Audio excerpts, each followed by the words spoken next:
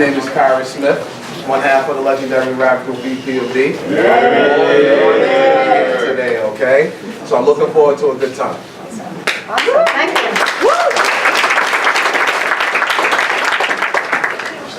Well, thank you all for coming here today. I'm Mona Ramonetti. I am a science librarian here, but I'm also the chair of the Stony Brook University Libraries Equity, Inclusion, and Diversity Committee.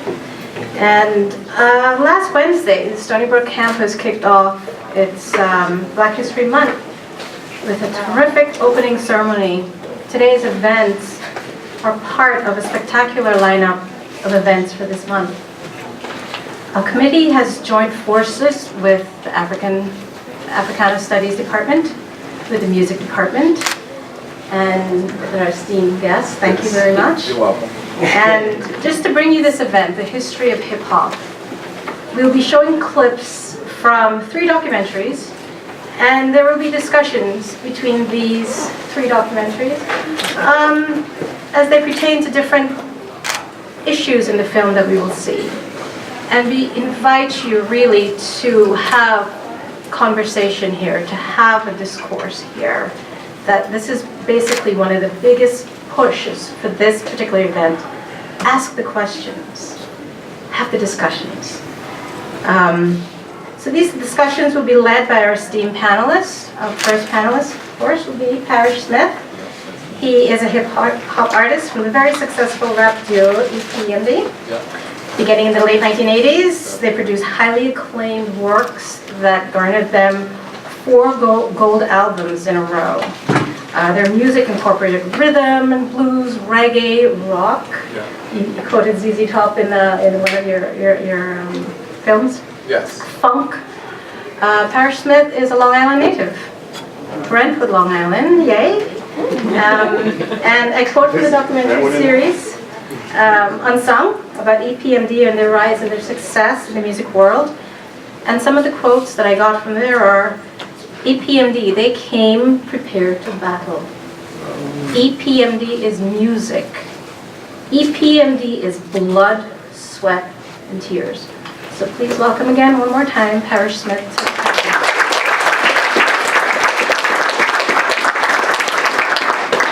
Our next panelist is Dr. Zebulon Miletsky. He's an assistant professor of Africana Studies here at Stony Brook University. He is also a historian specializing in recent African American history, civil rights issues, Black power, urban history, mixed race and biracial identity, and hip hop studies. And this upcoming spring or fall, he will be co-teaching a course on hip hop. So please welcome Dr. Zebulon. Actually, no, we're going to watch the film. We're doing the film? Yeah, we're going to watch the film. Thank you. Our next panelist is Angelique Lucien.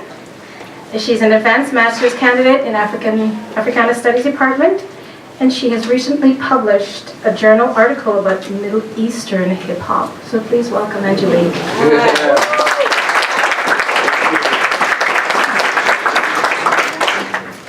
And our last panelist, certainly not least, is David Matt Brounley. Matt is a 5th-year PhD student in the Department of Music History and Theory. He teaches multiple courses in the history of popular music at Stony Brook University and also at John Jay College of Criminal Justice. In 2015, he created the music department's first course dedicated to the studying of hip hop and continues to look forward to it every summer. So please welcome Matt Brownlee.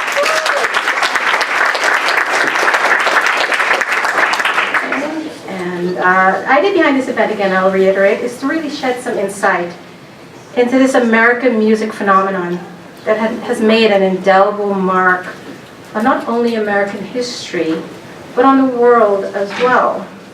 We hope that this is an enlightening and a very rich experience for you all.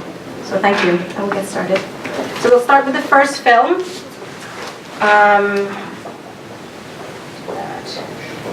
Does it escape? Switch to the other browser tab.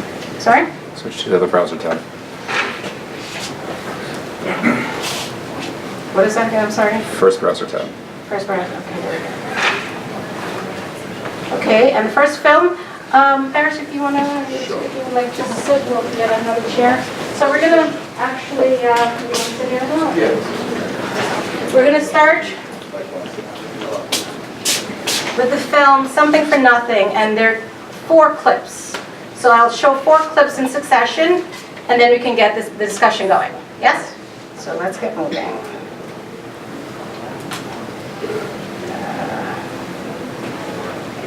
All right. And hopefully this works. And this. Anyone here?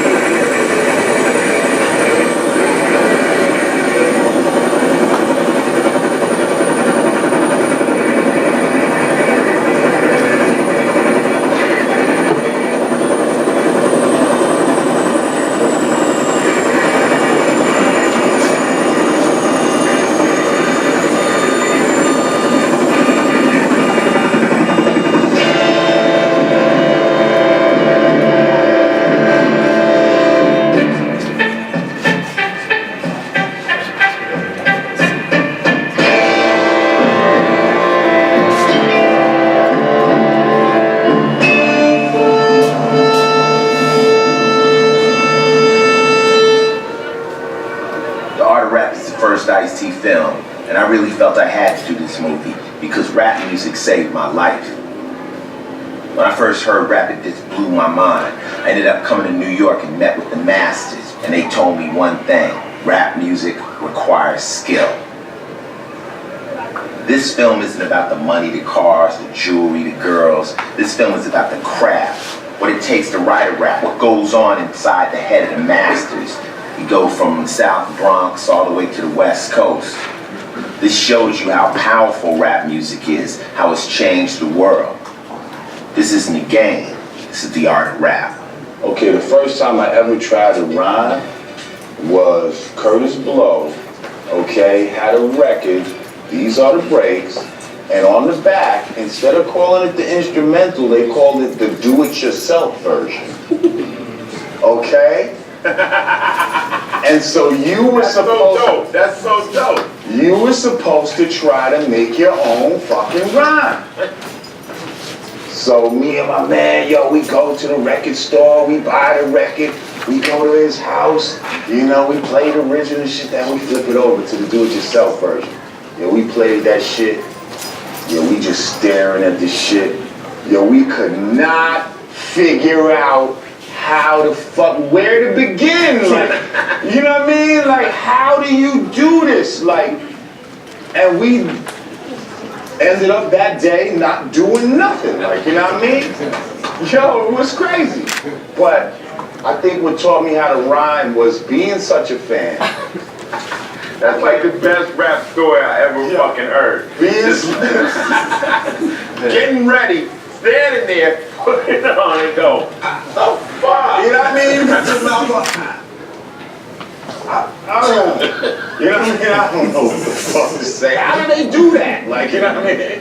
How is he doing that? So then, wow. And I think my first rhyme, because at that time I think my name was like Kid Magic or some shit like that. Okay? You know, I was like, I think I remember, I'm the kid magic with the magical touch. And young ladies, you know, I'm just too much. With my magical wand, I could cast a spell, cut circles round flash, because I was doing some DJ shit, and make them go to hell. I'm the one MC with the wizardry, just rocking the house for all the ladies. You know what I mean? That's when niggas rhyme like that. You know what I mean? Niggas broke out in the goddamn rage. I even think I seen the sawed-off gauge. But homie, I was simping hell not heaven. I broke out the chrome plated 357. And the name of the game is simply survival. At the end of the night, 10 was dead on arrival. And me and my partners, we was gone like the winds. Police blamed it on the Crips to the brains. But some niggas knew in the corner in the dark. Them crazy niggas reside in Triangle Park. They go by the name of Bennett, Zell, and Trey. And they belong to the association called the EPA. And that's when we call ourselves the Eliminators Pimpin' Association. Yes.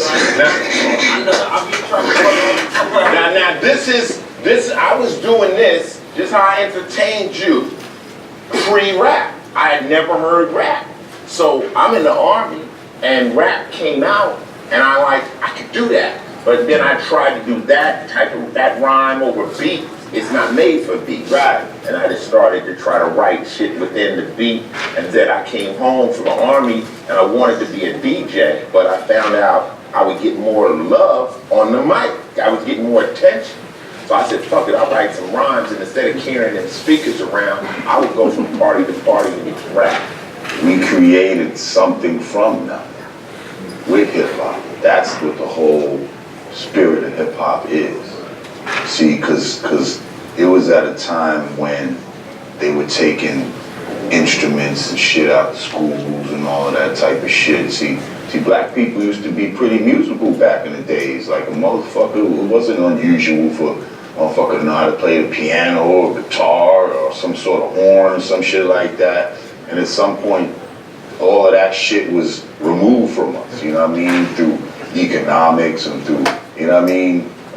Cutting things out of schools and all of that. So they tried to take the music from us, you know what I mean? When we had created an original American music, which was jazz, okay? So what did we do? We had no fucking instruments, no horn, no drum. We're living in the fucking city and all that. We ain't got room for that shit anyway up in the projects, wherever the fucking you're huddled in at. So what do? We took the fucking record player, the only thing that's playing music in our fucking crib, and turned it into an instrument, which it wasn't supposed to be. Hold it now! Oh! Come on, come on!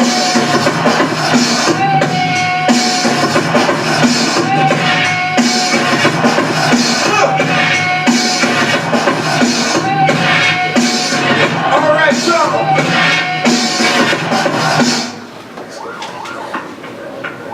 Before rap was a game or hip-hop was a nation, before Lauryn Hill began her miseducation, before Milk was chillin' or P.E. brought the noise, before Heavy D and the Boys, before the roof caught on fire, before Fresh was the word, before Houdini and Friends and Roxanne's Revenge, before the Freaks came out at night, before Say Ho, before the Crash Crew was rocking on the radio.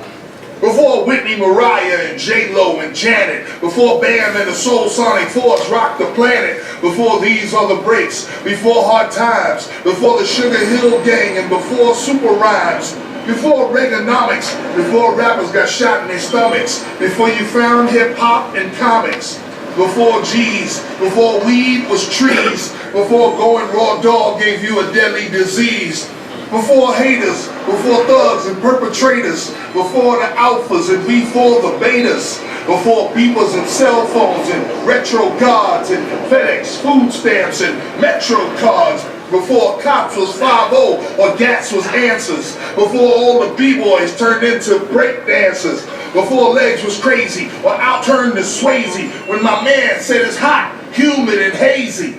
Before all the bull, and by no means get it twisted. See, my name is hip hop, and I have always existed.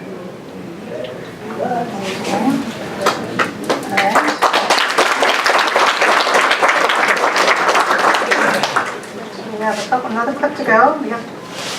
Or do you want to comment? I saw you shaking your head a bit. Oh, Good? You keep going? Okay. All right.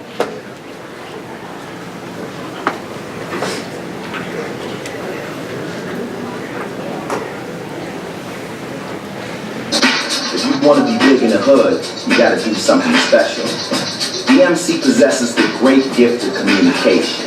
He has the ability to capture everybody's attention with incredible displays of verbal acrobatics and the power to command the crowd.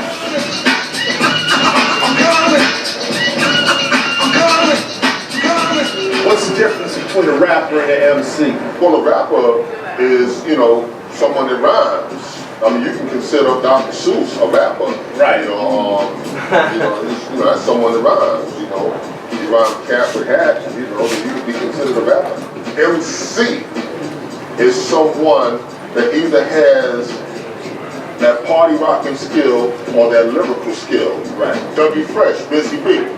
These are MCs because these are people that know how to get on the mic. Like, cause you can have an MC that can get up there and use a whole bunch of big words like ostentatious, indubitably, quagmire, and a rhyme and the crowd sitting there listening. What was that word? Quagmire. Like, what the fuck is he talking about? And the Busy B will get up on there and just be like, all right, New York City, what's your favorite jeans? Is it Levi? And just tear it down. Right. You were gonna personally train a rapper to be great. You met a new cat. What would be the first lesson you give him? The first thing I would try to teach him, the very first thing would be originality.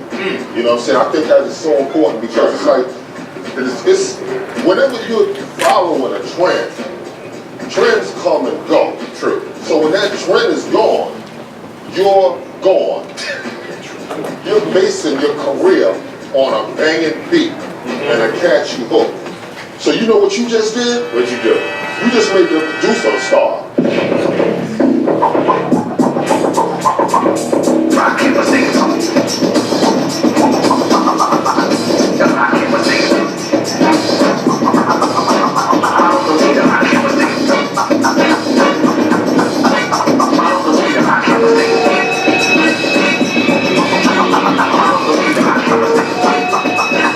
Just when things seem the same and the whole scene is lame, I come and reign with unexplained for the brains till things change. They strain the sling slang. I'm trained to bring game. It's the read that our brains been regained by King James. Go to practice with tactics. When the track hits, theatrics. Women that look like actresses. Status of Cleopatra's. Stacks of mathematics to feed your Asiatics. As I find out what the facts is for geographics. What you influenced me was, I guess you said it, you took the box out. Like, one of my favorite lyrics is when you say, I'll take you on a walk through hell, freeze your dome, and watch your eyeballs swell. That's all, like, guys out in triple stage darkness. It's like, who's writing this shit? Like, what is he talking about? It's not like I'm on the street, I see a car, this is like, I'm taking you into a whole nother world of thought that I said I gotta try to do too. To try to explain that, I came up listening, my mother played a lot of jazz music. A lot of it didn't have no words on. But you could see what was going on. They put you in the mood, put you right where it wanted to. So my thing was, if they can do that with an instrumental, I should be able to take somebody somewhere with words, man. So I just always try to, take people somewhere and make them see, what I was doing, man. And a lot of that comes from brothers like Slick Rick, too. You know what I mean? When Slick told a story, you was right there. Yeah, if he was talking about running through the park, you smelled the grass. Like, yesterday was my wife's birthday, man. And, I'm in the crib, I got the Serato rocking and playing joints, and I'm playing old joints. A lot of them songs that was made, when you hear them, man, if you was 5 years old, take you back to when you was 5 years old, man. You could smell the chicken cooking in the kitchen, you know what I mean? You could smell mom's perfume, you know what I mean? You could hear, you could smell Pop's car, like, yo. Those songs are so classic, man, and it does something to our psyche, you know what I mean?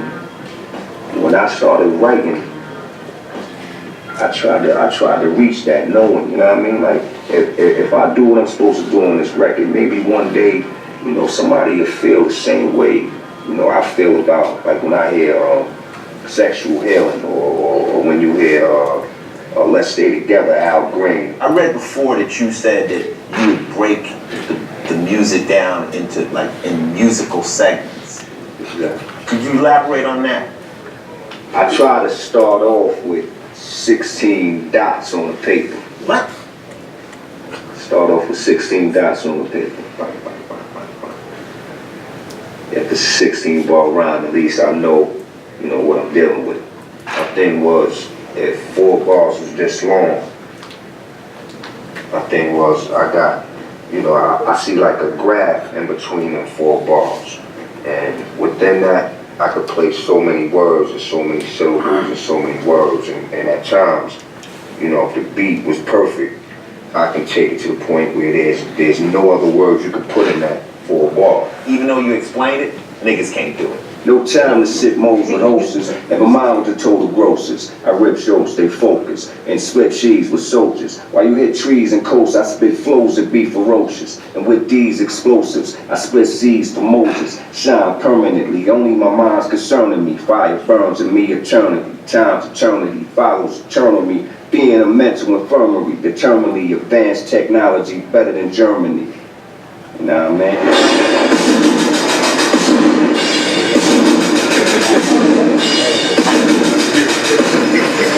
Say you wanna be down, ease back. A motherfucker get beat down, out my face. Fool, I'm the illest, bulletproof. I die harder than Bruce Willis. Got my crew in effect, I bought them new Jags. So much cash, gotta keep it in hefty bags. All I think about is keys and G's. Imagine that, me working and making D's. That's a joke, cause I'm never gonna be broke. When I die, I be bullets and gun smoke. You don't like my lifestyle, fuck you.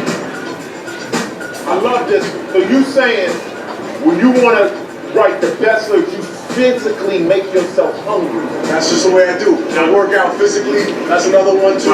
Box. When I come back with my blood up, like I'm ready to get into a fight, and my mind is racing. Only instead of thinking about physically fighting, I focus on fighting mentally because hip hop, you have to fight with your mind.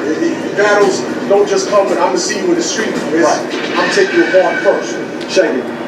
They said that the success of my music was theoretic, but my revenge is sweet enough to murder diabetics. Eugenics, Procter & Gamble, credit racial science couldn't produce a more aggressive intellectual giant. Nephilim, bury him with the bullets left in him. My heart is blacker than the children of Thomas Jefferson, blacker than back in the days of the tar and feathering, the cancerous endocrine, the eagle that's American, the hatchet and the sticks, the fascist emblem. You could call it conspiracy theory. I don't give a motherfuck. You could get your motherfucked. National security's a code word for cover up. Hold that down. I look at character, never let the color get to you. I got white revolutionaries like Muslims in Chechnya, percussion thumping like the Russian mafia over you. But even they know what it's like when you fighting for Svoboda. So whether Slavic or Islamic, vodka, gin tonic, drunken fantasies are cool, son. But here's the grim logic: you rappers want to play industry and start to be rich until they fuck you for millions, like Paul McCartney's bitch. My lions live inside a box like Jumanji. Sick niggas that'll stab you up like Indira Gandhi. So never desecrate the space on which I meditate.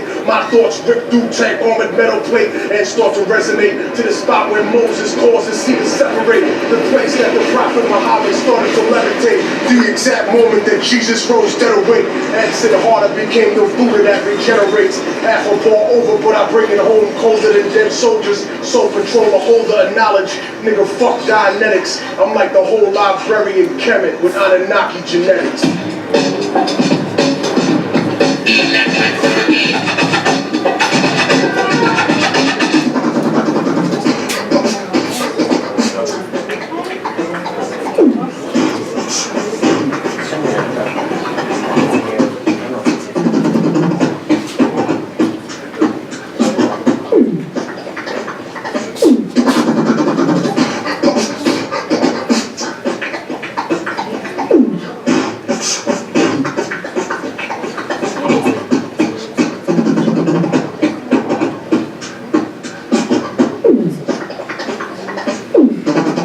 Beatbox is more like I'm moving with your rhyme.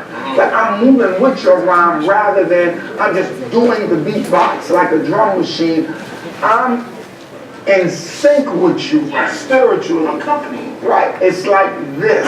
It's to the point that you cannot separate one from the other if you do it right. Similar to a way a good DJ can accompany us. Right. What makes me the originator is I took it created it, made it into a style, made it into an element in hip hop that supported the MC. You were the first one. You invented it. I'm the inventor. I am the originator. The buck stops here.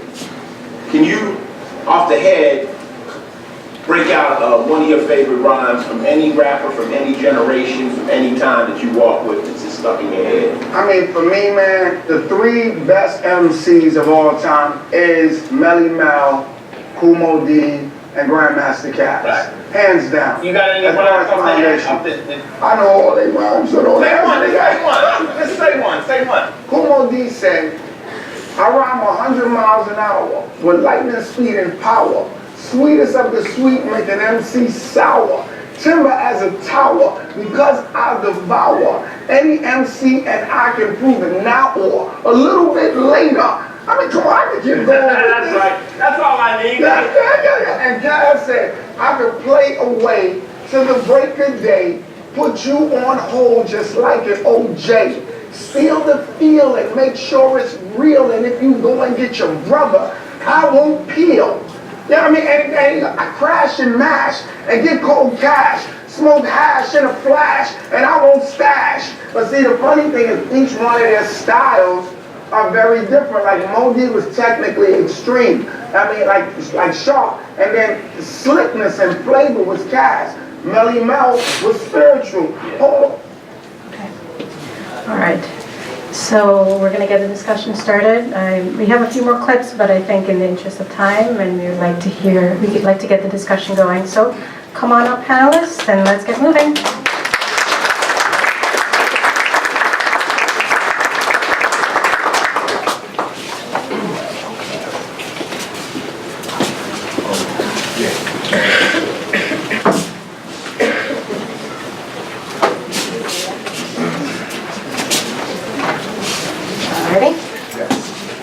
Who would like to weigh in first? Any questions?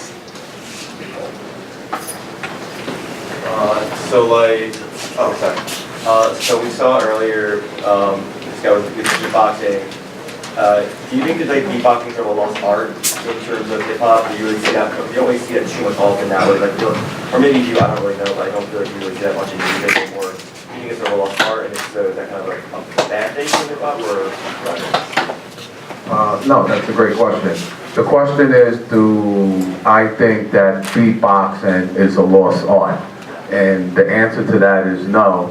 What I think is that hip-hop was so far ahead of its time that it's just catching up now. So beatboxing is part of one of the 5 elements of hip-hop. So when you're looking at Dougie Fresh or the Fat Boys or Biz Markie, now you got younger kids, you got Red Bull, that's putting beatbox tours and battles together to go around the world. So that's one of the elements of hip hop, and I think like in the next years to come, it'll be up there with the MC and the DJ. You're welcome.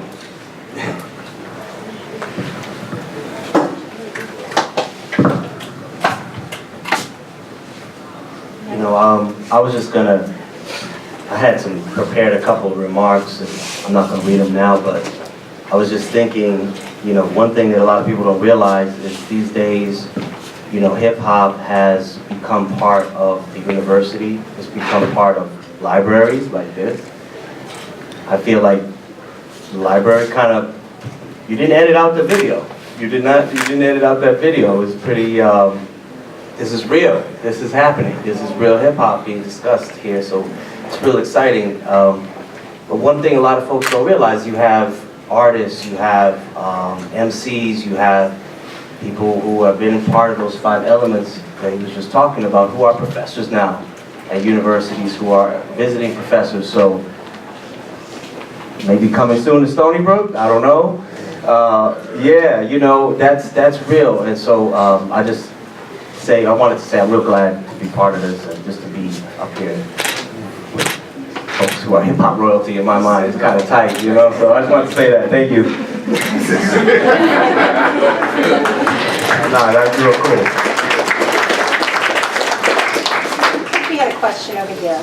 Yeah, so just about each rapper had either sang a verse or talked about the importance of lyricism. Do you feel that in the past 10 years there have been any strongly significant or notable lyricists like the people guess, from 2004?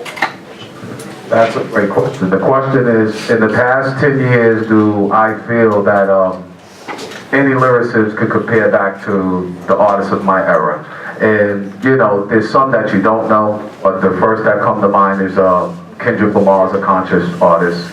J. Cole is a conscious hip-hop artist right now. And I'll even go as far as Boogie the Hoodie. You know, he's a conscious artist. And you got to keep in mind, for us, when we started hip-hop, nobody believed in the art form like you see in the movie, thought it was going to be a fad. Our job was to just keep fighting, making good music, representing hip-hop in the right light so it would last and so it wouldn't be a fad. Now all these years later, we're sitting in Stony Brook looking at the uncut, raw, unedited, and that's really hip-hop. So if you have any real questions for any of the panels, don't hesitate to raise your hands because this is what we're here for. With hip-hop, are there any, like maybe, is there any like maybe cultural influence at all? Yeah, there's cultural influence from, I have a passport in my pocket right now because we're just getting back into the country. Okay, so hip-hop started in the Bronx, all right? But through that evolution, it brings you to Africa, where you do real shows. It brings you to Germany, it brings you to Italy. And if you notice now, one of the top 3 artists like Casanova, you know, these guys are from different countries now, and they studied the culture so long that now themselves are making a cultural difference for their country and actually representing their country.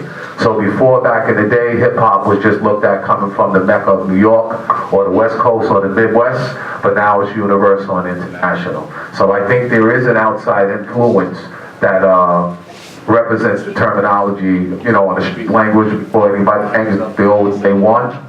Well, one's short term for one love. So this is what it is, universal.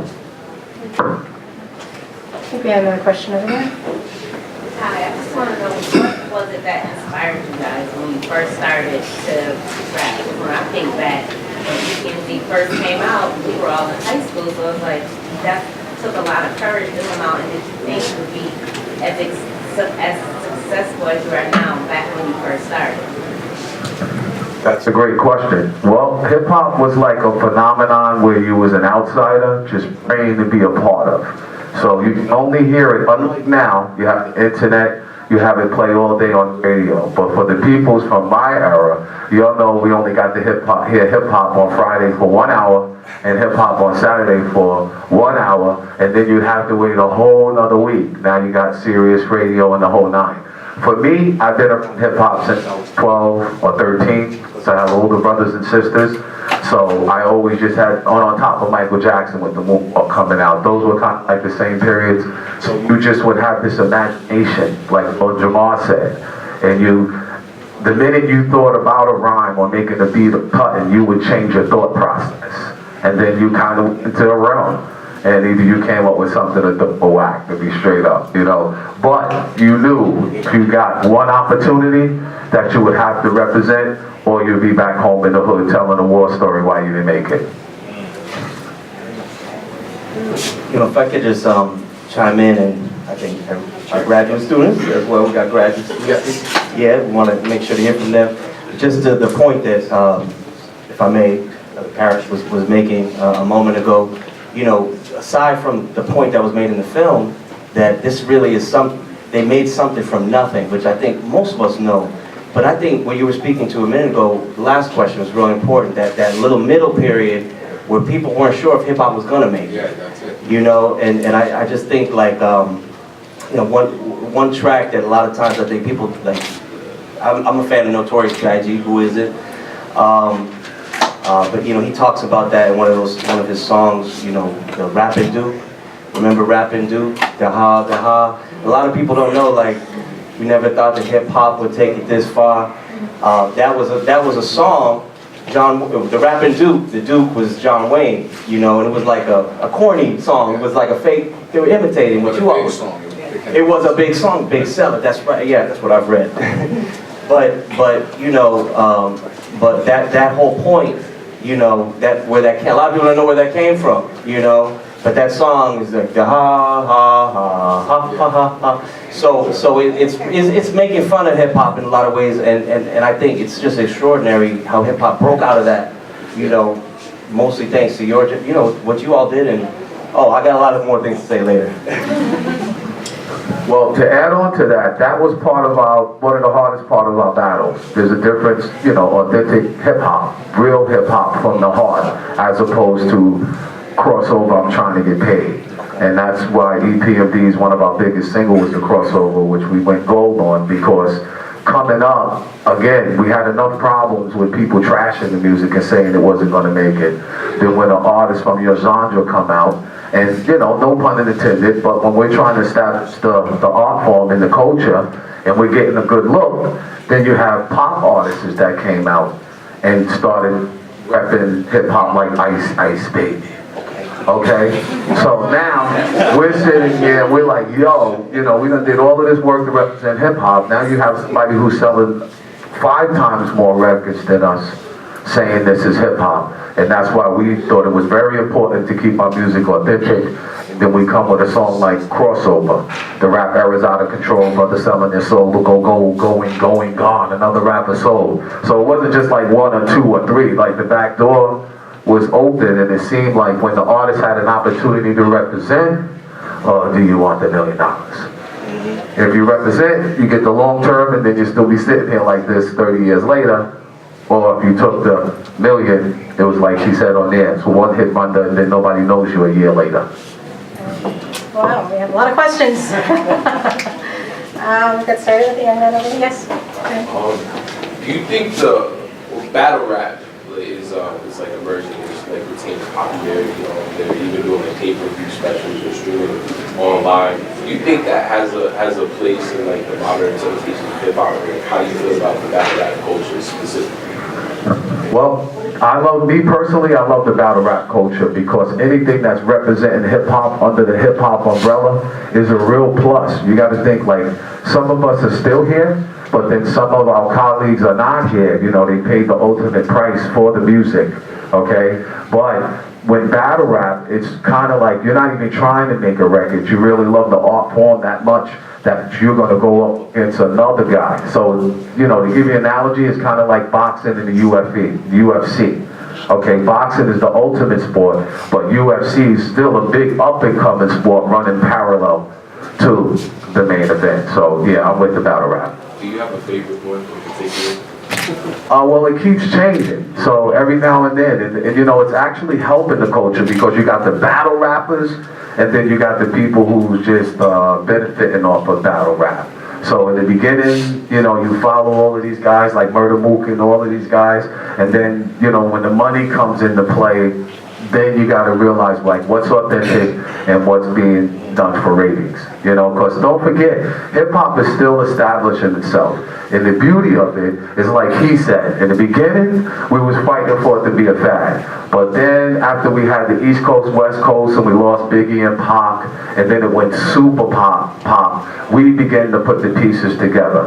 And as we started to do that, we started to realize that a lot of our young fans now are promoters. A lot of our young fans that came to the shows are investors now. A lot of our young fans are teachers in the school. So we didn't need the industry anymore to represent our music. You know, you could land in a show in Vegas like we just did with Belvin DeVoe Saturday, okay? And then you get there and you realize it's not a promoter. The promoter who brought you in to do the show was actually an EPMD fan. And he was like 17 or 18 when he went to your first show, but he had success in his life. He seen the industry not doing good, so he took the initiative to be a promoter, bring a Run DMC and an EPMD in. So that's why being on the college forum, because you know some college they have Tupac classes and stuff like that, and it's emerging. All of that is good for the people from my generation that actually put in that work, because and the music that the kids have today with the mumble rapper, they kind of catching a bad rap because they don't have no leadership. Okay, we had leadership. When me and Eric came in, you know, we had Public Enemy, we had the S1Ws, you know, you had a couple, you had Run DMC, you had Will Smith before he went into the movies. So anytime the young guys would get out of line, or Jam Master Jay, they would pull you aside like, look man, You know, quick story, you know, Eric and I, our music, we were blessed to come from Brentwood and have an explosive album, so Run DMC asked us on the tour. You know, we wasn't making too much money on our first ones, so Run DMC let us ride on their bus for free. All stuff that people don't do, all right? So we get in like maybe 10 cities into the tour. Me and Eric was acting like kids. So they made us ride on the Public Enemy bus. All right, so yeah, so we go from the end of the show, you know, after Run DMC shows, they got like food, cater, stuff to sit on the bus before you get, on Public Enemy bus is nothing but push-ups, all right? So to make a long story short, this is a good forum because we have hip-hop that was authentic, and then we had the pop quiet where we lost a couple of artists, and then now we have like This Is Real sitting here in Stony Brook where the people really want to know about the original origins of hip-hop, where it comes from, and where it's going. And it's really a matter of the people stepping up now and speaking on behalf of the hip-hop, because the mumble rappers, as you know right now, I don't want to go there, but they're having major problems. You know, our era was basically the old gold and the weed, to be honest with you. Okay, but this era, they got a different drug challenge, and they're in their 20s to 25 years old, but we try to get them to project like, you need to envision yourself, where you gonna be when you're 40, when you're 50. So instead of bashing these guys, we're pulling up trying to give them constructive criticism as opposed to knocking their art. I just want to maybe, to your question about battle rapping, because it sounded like, and this is something I hear a lot, that battle rapping is something that seems to go in and out of style, or this tends to be the thing. And I'll actually kind of link this up with your question about hip-hop's sort of cultural place. And one thing that's really important to remember is that battling, as far as the actual way of using words in that particular thing, is really foundational to not just hip-hop, but a lot of African American folk predecessors to hip hop. It's something that you study things like dancehall toasting in Jamaica. When you study the dozens as an easy example of this. It's one of these tropes that pops up not just in hip hop, but in a lot of 20th century African American black music making in the United States. So yeah. It's really interesting though to look at it and see how that particular core tenet of the aesthetic manifests itself in different ways. Like, seeing for instance, like in the 1990s and the early 2000s, the way that it's turned into television show, reality show type focus, right? Or like now you're saying now it's becoming like a foundational part of one artist's thread, But it's important to remember, I think, that particular energy is there from the beginning. And it's a huge, huge part of what connects hip-hop as a genre to a larger lineage of 20th century, really even going back into 19th century African-American music making. Particularly with the Jamaican connection with toasting, that is one thing that is like, we listen to some of those 70s artists, guys like U-Roy, guys, like Kamachuki, like, you're hearing that same energy and you're hearing that same impetus. Yeah. You actually know what you're talking about, because when we was in Amsterdam, that's what the promoters was explaining to us. Hip hop derived from the dub plate. Yeah. Exactly. Absolutely. So he's definitely 100% correct. Yeah. And anyone who, by the way, that's one of my favorite things to do in this course is really getting back into that dub stuff, because it's like that is a criminally underappreciated and undertransmitted music genre that is just, it's just wonderful, and you can just hear it. You can hear the seeds that would get planted into the Bronx in the 1970s, coming straight. DJ Kool Herc, the godfather of hip hop, came exactly from those small little, those small little suburbs of Kingston, hauling around these systems playing dub music. And again, foundational to dub was this battle, like these sound battles. We'd have these huge, huge systems. It would be all about who was louder. And, so yeah, it's core to it. And to add on to my cultural comment, like when other people, other than African Americans, like we unfortunately take it as an insult, like, oh my God, that's cultural appropriation. I don't really see it that way. Yeah, I just want to add on to Parish's point and to your question over there. Like, I think being Caribbean and growing up in Long Island, being a consumer and lover of hip hop, it's hard to get an appreciation of its vastness with the advent of social media, because you have so many artists and so many different time periods. And I think that we often forget that it's a discipline that literally grew out of concrete and it is blooming in all parts of the world. So it's a cultural movement and it's still existing and it's still growing today. And I think that it's a field that, and it's an art form that needs to be studied, and those artists that do study and really perfect their craft, they're able to maintain themselves above any trend. So you can always tell, like, the artists that are, you know, trends happen from time to time, but those artists that maintain themselves, they're like the real, that's like real hip hop to me. Young lady back there in the glasses. So my question is kind of, because earlier you alluded to how we do have like more mumble rap, so to speak, these days. And my question is just like, would you consider hip hop as an art form evolving into like something new? Or kind of like a new genre that's delving, because from the traditional hip hop that we have from its inception in the 70s till now, it's a very different thing that we see. Yeah. And I just wanted to like pick your brain on that. Wow, that's a great question. Well, with the mumble rapper, again, you know, there's nothing wrong, because you gotta understand, it's coming from somewhere.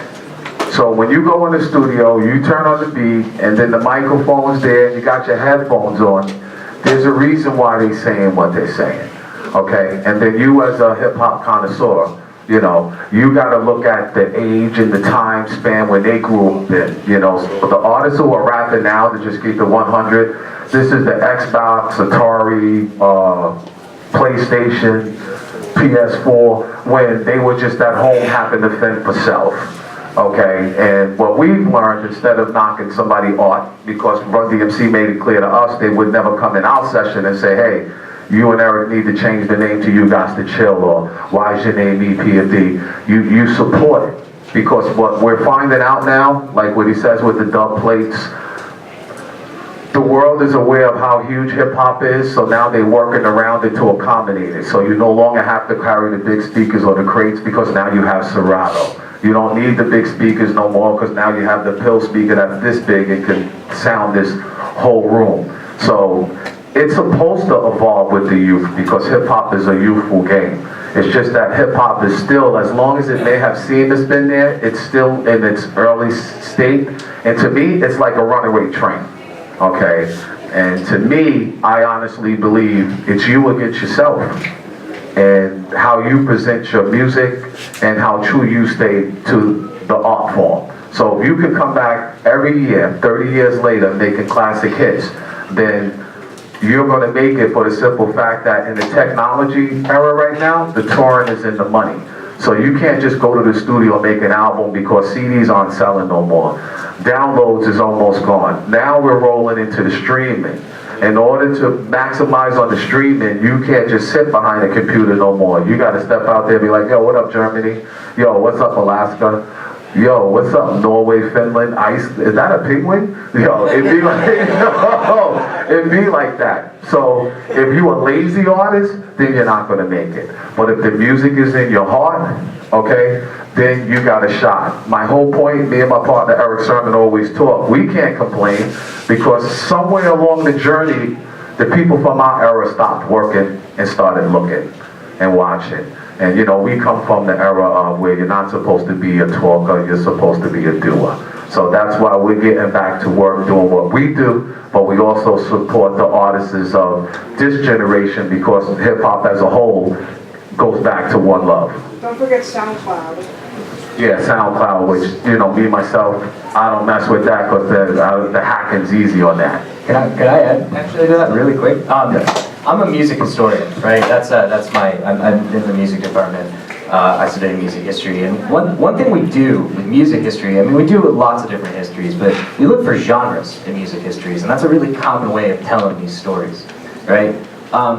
And one of the things I love in studying about hip-hop that I think was embodied in everything that you just said and the question you just asked is that hip-hop is one of these types of music making that shows to us how fundamentally flawed some of our historiographical thinking is when it comes to art, right? Because it isn't a genre that can be easily bounded, even into something that is just music. There are 5 fundamental elements, 2 of them are musical. It's a genre also that the fundamental first moment of hip-hop was the, you know, if we kind of ascribe to the Cool Herc Big Bang, was making something old new again, was taking a record, merry-go-round in it, and discovering the latent potential in something that is seemingly frozen, right? So, you know, hip-hop really, because it's always interested in that process of making old new, it's one that really defies our ability to even 30 years later look back and say that it was something, that there was a kernel to it, that we can put a bound around it and call it the Baroque period, you know, or, you know, psychedelic rock, and say that there are parameters that are really concretely, you know, definitive of it. So it's one thing that I think it's just like no other music genre forces us to reckon with, you know, and really should make us rethink the way that we think of history of art and music in general. You know, it just occurred to me as you were saying, you know. Probably you had a question? Yeah. I'm still a fan of the Cervega turntables and the vinyl. I was thinking about, you know, my own upcoming and hearing about hip hop. I think I'm a little older than you guys, so. But I just wonder what your perspective is. What is your take?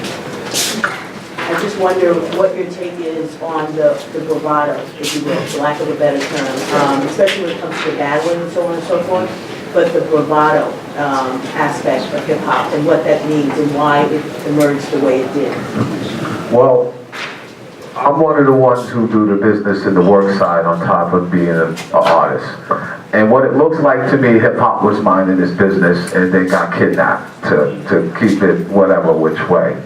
Now, what's happening is, again, the people who love this strong art form is starting to do their homework to support it.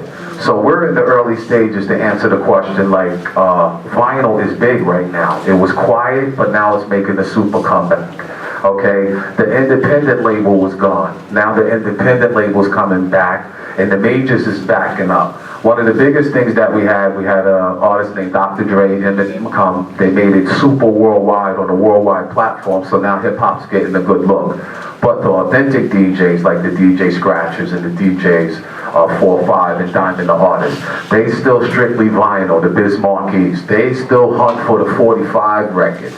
There's still DJs and people who build turntables like the SP1200s. They're actually making turntables to play the 45. So again, it looks like because corporate America is embracing the culture now due to a Jay-Z and a 50 Cent and a P. Diddy, this is where you're getting the Serato. This is where the DJ battles where Red Bull will call in 5 DJs or Puma, corporate. Before we didn't have the support of corporate. So Puma, like for the Grammys, they can come in, do a deal with Def Jam, and all they want that night is DJ Kid Caprice bringing real 45 vinyls. So you have the old and you have the new, but the reality of hip-hop really goes to the believer. What you believe in your mind is what you can actually bring to reality. I think moreover my question is more about the, I grew up in an era where, there was battling going on, between DJs and MCs, and a lot of the lyrics were very, even before battling, a lot of the lyrics were very, very, very bravado. It's like bragging about what, about what they had and what they didn't. So I'm wondering if you could speak to, the cultural, back to your point, about the cultural drivings and the, like the socioeconomic status of people who started hip-hop. There's no question, where right? that was coming from. Yeah. Well, at a time you didn't hear for a while because in the minds of the check writers it wasn't lucrative. Right. Okay, so if you had an opportunity to get a contract and you were saying something positive, when you sat in the meeting and they played it, they said, That's okay, just leave your number. We'll call you back, just leave your number. Okay? But now if you went in that same meeting, dressed like what you see on the TV, with the music like what you hear on the radio, then you're quicker to get signed and then get a deal and put that out there.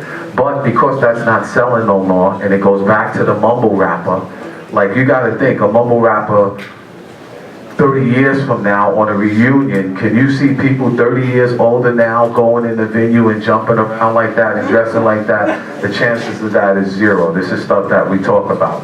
And now it's opening up a forum for the legends to come through and put on the youth, because RJ's like 24, and they're speaking more hip-hop, but consciousness, more worldly event, like what's going on, you know, in the family, what's going on with the family structure, what's going on with the job placement, what's going on with the drug problems out there like that. So there is a change. It's just that there was no system set up in place to support the change. But now you have record labels showing up, you have distribution showing up. Like we just did the pre-Grammy for BuzzFeed and MasterCard. Okay, so again, it's up to you when you get forward to speak. We call it, you gotta speak the pain. If you don't speak the pain, you're actually wasting your time, and when you release the music, people won't be able to relate. And that's what I'm getting at. Yeah. Where did that pain come from? Yeah, see, what happened, but the pain went from, oh, this is a fad and this is trash music, to plus billion. Different perspective. So you got zero funding, and then now Diddy's almost a billionaire, Jay-Z's almost a billionaire. So that's money, you know. We live in America, the whole purpose is to make money.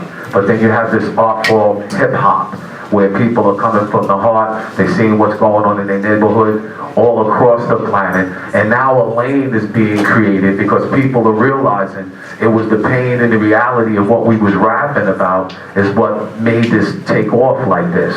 It was the kid getting ignored with 20 people in his class bullying him.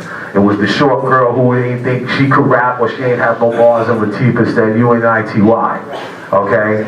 But then as it went on, it was like, it went from that to the strip pole. Now let me stop. Right, okay? But like anything else, it's like, okay, how many dollars are we gonna throw here? Well, come on, man. So somebody's always ahead of the game.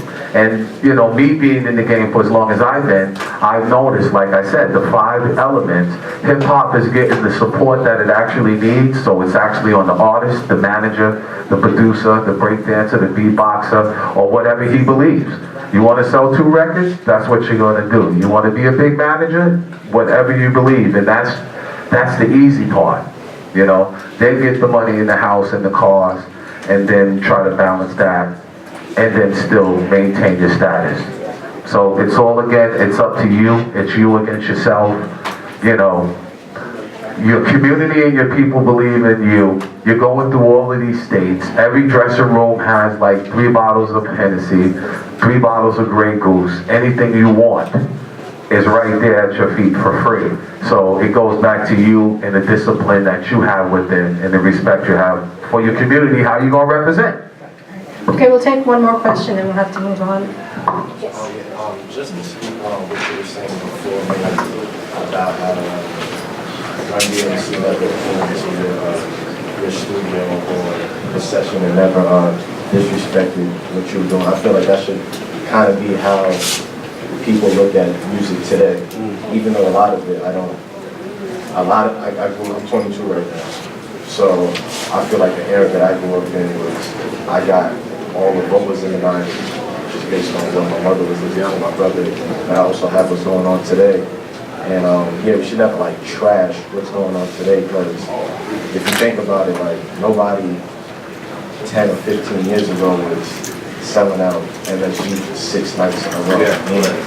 And so you just got to pick out the key things that are coming out of what's going on today. So even though we have mumble rap, I feel like a lot of it is being like dumbing you down. The melodies are there. We're at a point where producers can put out an album now, and DJs and all that. So I feel like now is really like the golden era, because there's never been a point where a lyricist has never been at the top of the game. Right. So It's just now there's no filter. That's all it is. Right. I can do whatever I want and put it out tomorrow, and then it'll Yeah, but there's consequences behind that for the artists. Yeah. You know, there's no risk for the people making the money. the bosses again. You know, and then 5 years later, that artist is not relevant, he didn't save his money, he didn't have a plan, and then boom. But you made a great point, because you know, I have young children too. And when the music come on, like, when they start moving, you gotta recognize it. There's something there. Even though all of y'all rapping to the same tempo, okay? And it's flipped 100 different times. There's still something there, because I watch them when they start dancing. I'm telling you, I got one of my sons, he goes into a zone, past the parent. And then,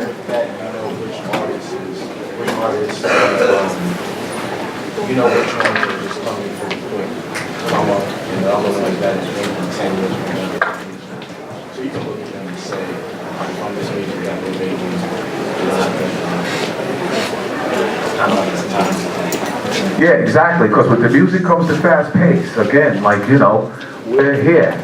But just a minute ago, I was 6 hours ahead of time, you know, for like, yeah, RJ was with me too, yo, for like 16 days, we landed Christmas Eve. Then we just get back from Vegas, we're 3 hours behind time. So this is where you have to have balance in your life, because it looks like a world that's real, but in actuality, it's not real. You created your own existence. So the money flows, the tape sells, you got the new house, you got the car, you think she loves you, you know what I mean? Yo, so the next thing you know, now you threw the rice, you married, okay, now you got the 4 kids, the record label, some new dude who's watching you for 4 years, now he drops a hit record, and now he's the hot guy. Whoa, when the music stops selling and the shows stop coming, the kids, their feet still grow, their clothes still grow, you still got bills that you gotta maintain. That's not gonna be maintained at a superstar, rock star status.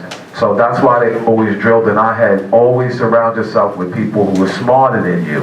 It's not a situation where you get a blessing and you start putting on your homeboys or your friends. So back to your generation of artists, they're doing a great job, but there's some stuff ahead that we couldn't even see. But we come from the right background and have the right support to be able to stay focused. That's why our era support this generation of rap. And you're right, that's your golden era rap, 15 years right here. But again, like RJ will say, it's that same beat, you know. And then they go into the dance, but it's not fake, it's something real, and that's where they at. I just think they need a little more leadership on the business side and project, like, where do you see yourself 10 years from now? You know, just to go back to the last question, I think it was a good question, because it's like you got to look at the DNA of hip-hop, or what's at the beginning of this. A lot of things. The Black Arts Movement is part of it. You know, Maya Angelou, Still I Rise, a little braggadocio going on right there. You know, it's in my hip and that kind of, you know what I mean? Dolomite, which is before my time, I won't lie.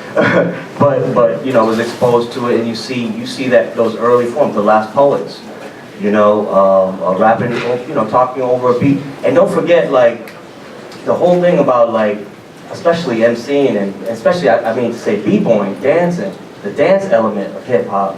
You know, that was one of the reasons for that, is so we weren't fighting, you know, with each other out there. This is Reagan's America. Yeah, I'm old enough. I was there. I was young. I was little, but yeah, Reagan's America. What was happening back then? That's why one of the reasons hip hop started in the South Bronx. South Bronx was left for dead. You know, I mean, Reagan goes to speak there on his first campaign, I believe, and you know, it's like a war. It looked like a war zone. You know. To the ingenuity to know to plug into the light socket or to the public, you know, the lights. They used to do it out in the park, you know, and to get the electricity. That's crazy. That's crazy. So poverty is the mother of invention. But I think that's always been at the heart of hip hop. If I understood what you were saying correctly, that respect, you know, the part of it is like, so we don't fight. We're going to use this art form, battle rap that we were talking about. The Black Arts Movement is critical. Sonia Sanchez, a bunch of folks like that. I think all of that's in there. Yeah, there were even these literal parties at that time, you know, with you know, that were resulted from truces between warring factions and gangs in the Bronx, you know? And it was at these little parties that these sorts of styles, especially B-boying, really took off. So yeah, I love those points. Those are great. That was my thing with the dancing back in the day. I don't have a picture. You don't want to see it, believe me, but I did have the name belt. Yeah. Oh, I still have my name, Easy P. And you know, basically, hip hop is a spirit. You can't really be scared. That's what it's all about. Like if you're gonna kick a freestyle and you're in front of 1,000 people, you know, either you're the person, the guy or the girl to kick the rhyme, or you're the one who stand there and say nothing. Then when you get back to the dorm or home, it's like, yo, I could have beat him, I could have did that. But in essence, you know, you fronted on yourself. So this is what, you know, it's when you say breakdancing and the robot, or when you step into character, you can't be scared. You gotta really believe. That's why you see some people just focus, let go, and do some incredible breakdancing or incredible freestyling or incredible cutting. It's really truly what you believe and how much faith you have in yourself, how far you can actually go in this game. And it's that simple but complicated at the same time, I guess. We're you one more clip, but before we do that, I'm sorry I didn't get your name. I'm the young man on the end. And Yes, it's RJ the Realist. okay. And are you related? I'm sorry, I didn't hear. Yeah, I'm an artist on the EPMD, man, and you know, just this past year, you know, I mean, we put out this Business Mentality album, which I'm on 8 of the tracks. You know, we also have a joint mixtape, Calm Before the Storm, that came out in October. You know, we just came from a tour this December. We was overseas, you know, France, London, Sweden, Germany. So, you know, we got a lot of dope projects out here at that fifth, all over, you know what I mean? So, I just wanted to, I didn't get a chance to answer any of the questions. But when you follow me anywhere with RJ the Realist, just RJ the Realist _ for Instagram. And pretty much for Twitter, same thing for Twitter and Facebook. You know what I mean? You can find me anywhere. Well, thank you for coming. Welcome. Thank you. And we're going to just view one more clip and continue with the discussion. So Yeah, we have a class. Some of my students are here, and I know some of them have to leave, and then we may have some coming in. So just if you see people getting up, that's the only reason why. And so I started throwing that. Yes, it's changing of the shifts. Okay, let's go on ahead. So we're going to look at the copyright criminals. And Sissy, will you folks going to take your seats again? See from here? Yeah. Yeah. Go ahead and sit, take your seats. So Parish and RJ, if you want to take your seats again so we could view that. Yes.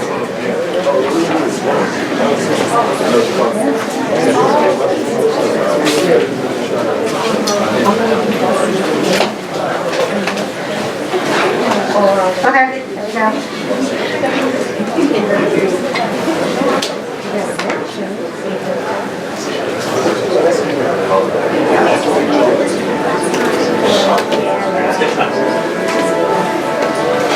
Say someone recorded this sound. So does that mean they own it if I don't? Digital samplers allow you to take a snatch of a record sound and turn that into a building block for a song. We grab conga sounds, trumpet sounds, violin sounds, drum beat sounds, and we manipulated and created our own music. If you sample one note of a sound recording, it's copyright infringement.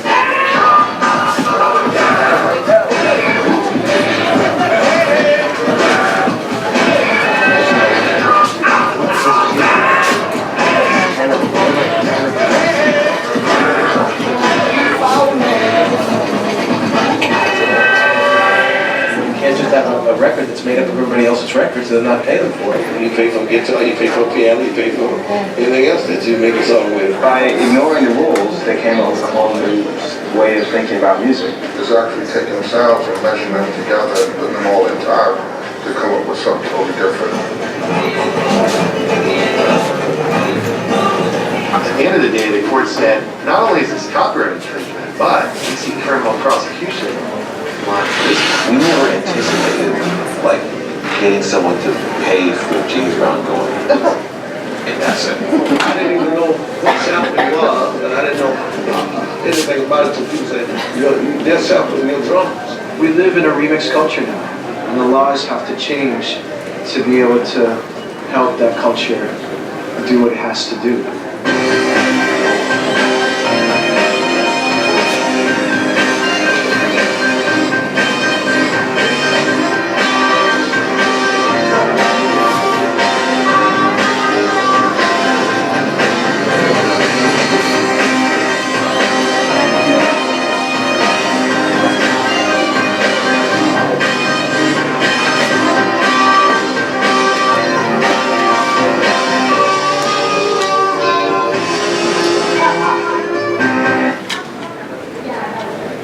Here in this record store, and in a lot of ways it's a repository, it's an archive of what's come before. I mean, records, literally, their name, records, right? You're encoding history into these grooves, right?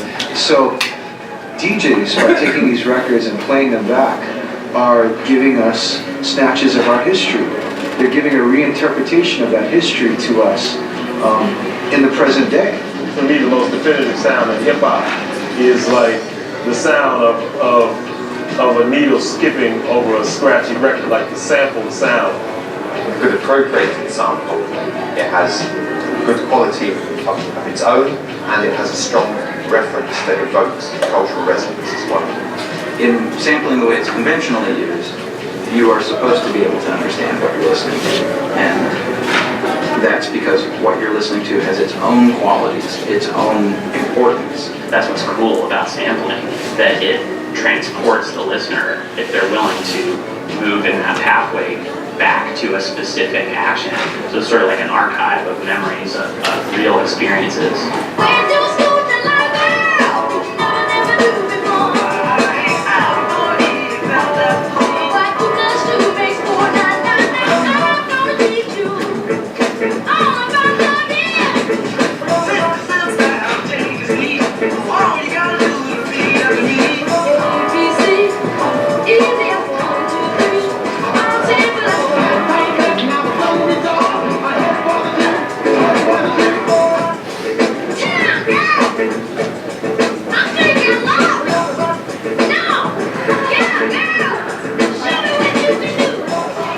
Layers of archaeology, audio archaeology that are happening, and you can dig down to find out where your actual thing originated.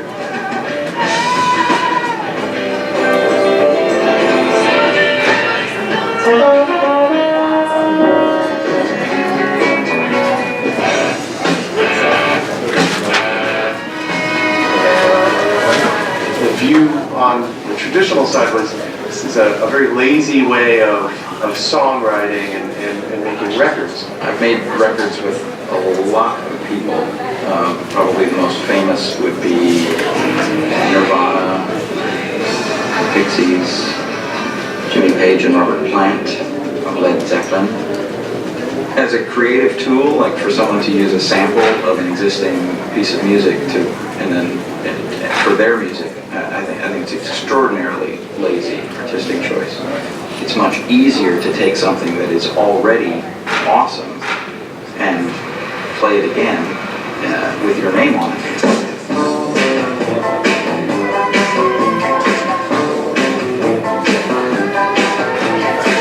It's sort of like a bad dance move or something like that. You think that people doing it should be embarrassed for behaving this way, you know, or you think that people doing it should be self-aware enough to understand that what they're doing is cheap and easy, and everyone else can tell that it's cheap and easy.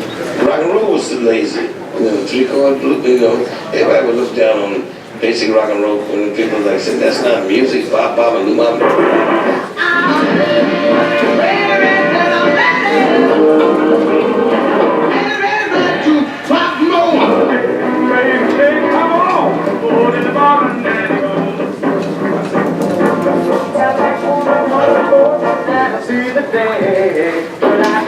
The argument that a sampler is no different from any other instrument is absurd. It's absurd because no other instrument allows you simply and easily to take someone else's life's work and put your name on it.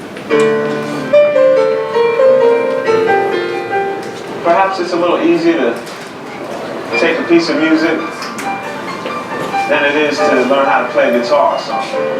True, just like it's probably easier to snap a picture with that camera than it is to actually paint a picture. But what the photographer is to the painter is what the modern producer and DJ and computer musician is to the instrumentalist.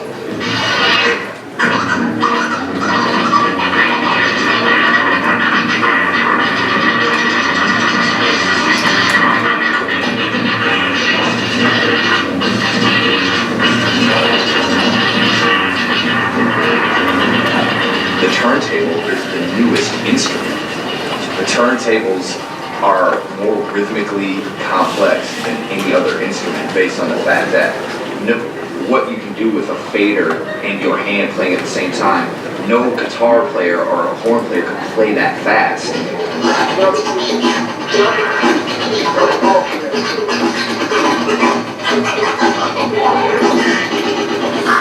Okay, so this is like how the record would sound normally.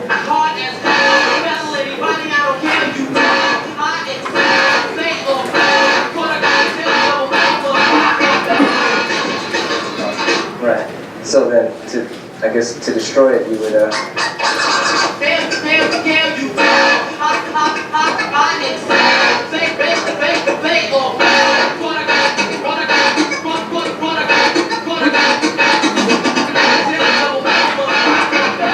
Basically, when I'm sampling, I have all these artists. They're in my band. And I'm sampling fucking Wes Montgomery to play guitar on my shit. He's in my band. You know, I got Angelique, he's my drummer. That's tight. You know what I'm saying? I got all these legendary musicians that are in my band.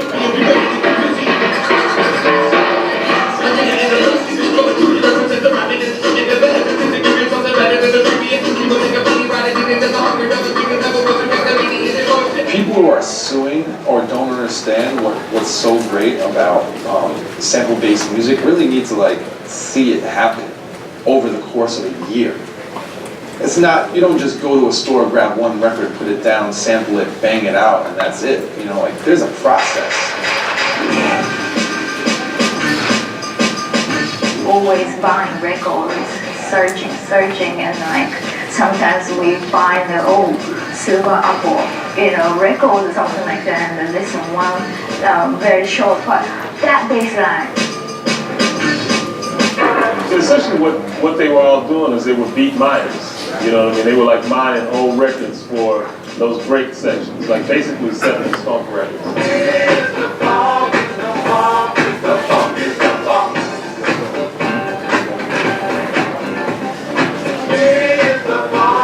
George Clinton is a major funk icon. He's the maverick. He's the person that through Parliament and Funkadelic and his own works later on created a lot of the foundation for what hip-hop would become.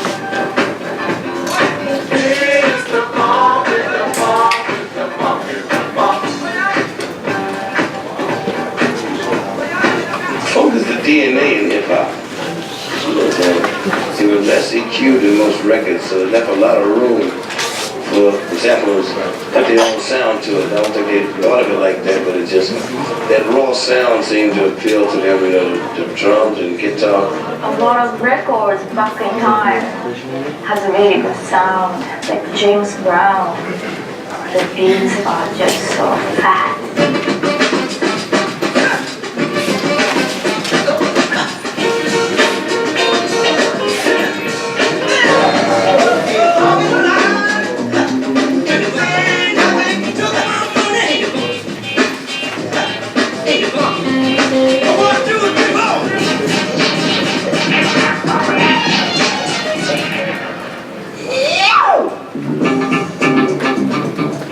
James Brown's music was so useful, I think, to a lot of hip-hop heads because Clyde Stubblefield's the epitome of the funk.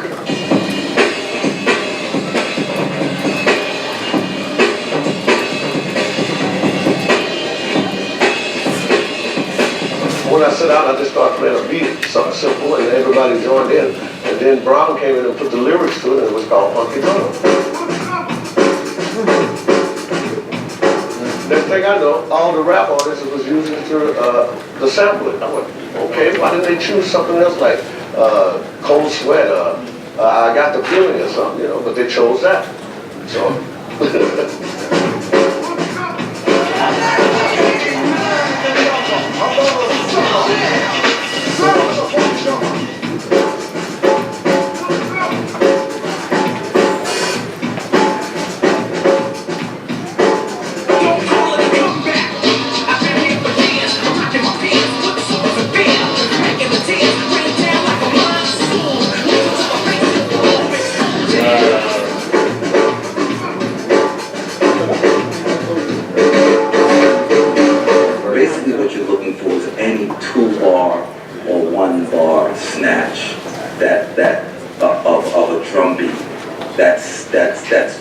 That's funky enough that keeps some sort of a groove.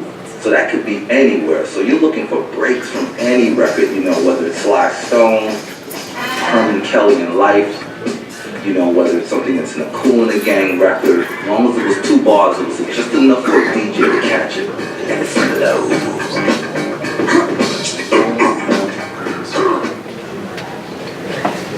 All right, we're just going to proceed. We have 2 more clips, but we're just going to proceed in the interest of time to start the discussion. Come on back. Come on back.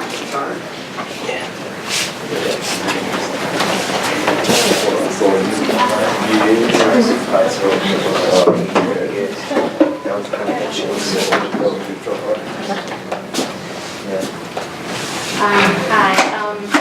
My question is for Parish. Yes. Hi, nice to meet you. My family big fans. Okay. This is a question I have for you. How has the rap industry prepared you for entrepreneurship, success, and opportunities? Wow, that's a great question. How has rap prepared me for entrepreneur? Again, it's an open forum for what you believe and what you believe is going to happen. So if you come in and you do 1 record and you got to smash it, and then that's it for you, then you're over, okay? So let's say if you get a hit record and you gotta go 30 states. If you get caught up in anything in those 30 states, you don't get to come back and do another album. But with me, I stayed focused and understood it early with EPMD is my thing, you're a customer, then you got to chill. Then once we dropped Strictly Business, the album, I was amongst my peers like Big Daddy Kane, Slick Rick, Run DMC, Dougie Fresh and them. But I also felt like I just had more too. So that's when I reached back and put K Solo on, okay? And then when we had the success of K Solo, then I reached back and put Redman on. So for the entrepreneurial, I could have stood there and just been a hip hop artist or an MC or a producer. But because of the business mentality, like my solo project that I have out now, both my parents are from Brooklyn. My father's from Marcy Projects, my mother's from Bed-Stuy. So I gave up 13 years of football and I was going to Southern Connecticut State University and I had to convince my parents that, yeah, I'm gonna put this on hold because I'm about to be down with hip hop. So I kind of had to convince them, okay? And with that, the success of EPMD and the Run DMC tour was good, but then I seen a business opportunity to put other artists that I like on that maybe the majors wouldn't have gave a shot. So in putting K Solo on, that was good for business because then we brought new energy into hip hop, which represented us. Now, once we had the success of K Solo, the music industry said, hey, yo, they doing pretty good. Yo, this is their 2nd gold album, 2nd #1 Billboard album with no radio at all. Then it put me in a position to bring Redman in. That was another deal that I did for Eric, so then now he has a member of the Def Squad, okay? And then after that success, I could have got complacent, EPMD, Redman, and Solo, but then reached back and put DOS Effects on, a group, Eric and I. And that's where basically the whole business mantra came from right here, of starting Cruise and Click, like with the hit part. And it was a matter of if you wanted to be a dope MC with big chains and dope cars running around like a rap star, or if you wanted to build a business of longevity where you didn't have to speak about yourself, but you put on artists that sold 3 times, because DOS Effects went 2 times platinum.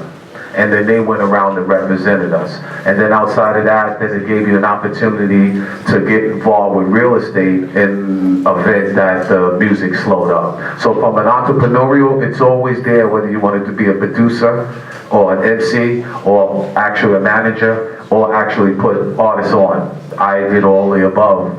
So I would have A, B, C, and D, and kind of like E, F, and G, you know? I was wondering, I would love to ask Angelique a question, especially coming off of this clip, which there's a huge debate that has really been present since the beginning of the recorded hip-hop era in the US about property and copyright and who's owning this music that is getting transformed and getting sampled. And as someone who studies, has done deep study in hip-hop in the Middle East and other areas, I'm wondering if you could speak to if there is saying, if there's the same sort of contention, on that level. Because I feel like in the United States especially, and in the United States music industry, recorded music, the debate of whether or not it's property or not, and whose property it is, really dominates a lot of legal discussions. But I'm wondering, do you see a lot of that in your study in overseas hip-hop? Well, I think that intellectual property is really important, and it is an important aspect of Middle Eastern hip-hop because of the themes that we see in the music, which is a lot of resistance, a lot of identity, and a lot of rebellion against the system. So we can see a lot of influences from NWA and Public Enemy, and then even now with this new group from Egypt called the Arabian Nights, they sampled off of Lauryn Hill's Rebel. And I think that it is an important issue, and it is a point of contention, I would say, but not as much as it is in the United States. I think it's because in the Middle East they recognize that hip-hop originated, in the Bronx in New York. So there's a recognition, which I think is really important. But here's one small thing that I want to point out in that.